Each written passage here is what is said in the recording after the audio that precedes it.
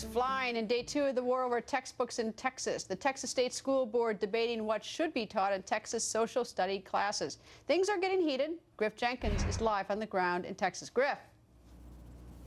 Greta, there are significant developments here tonight. Just moments ago, the board adjourned after more than 12 hours of amendments. But what's significant is that gang of 7, the 7 social conservatives, have ruled the day. They've won every desirable victory they could possibly want in these amendments because as the day reached its boiling point, the first of 5 Democrats threw her hands up and walked out.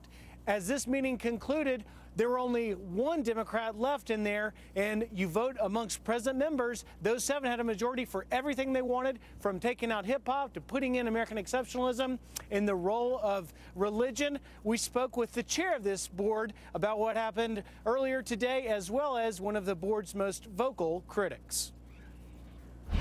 I'm with the chairwoman of the State Board of Education of Texas. Her name is Gail Lowe, and folks have been referring to you as the kindly Margaret Thatcher. Are you aware of that? I've heard that. Thank you.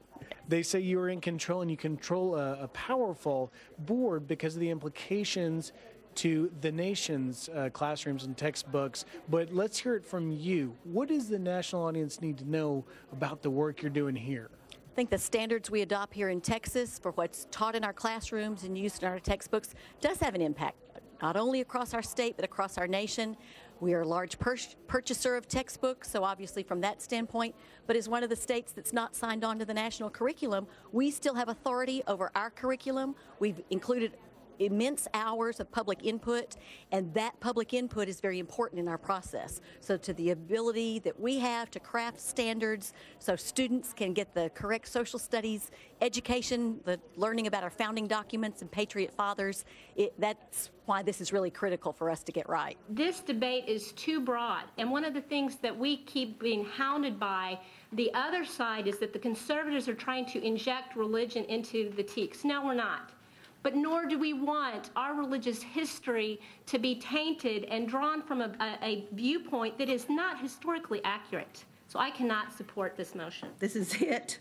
I'm leaving for the evening because I don't think we're getting anywhere, and everything that I see that's coming before me, it's eliminate Santa Barraza. You know, Your Magnus. We can just pretend this is white America, Hispanics don't exist. Kathy Miller, who heads up the Texas Freedom Network, a religious liberty watchdog group, and a critic of this board, has been watching the proceedings for the last few days. Kathy, what's your opinion of what's happened? Well, today we saw a year's worth of volunteer work by teachers and experts in social studies kind of suffer a death by 1,000 cuts.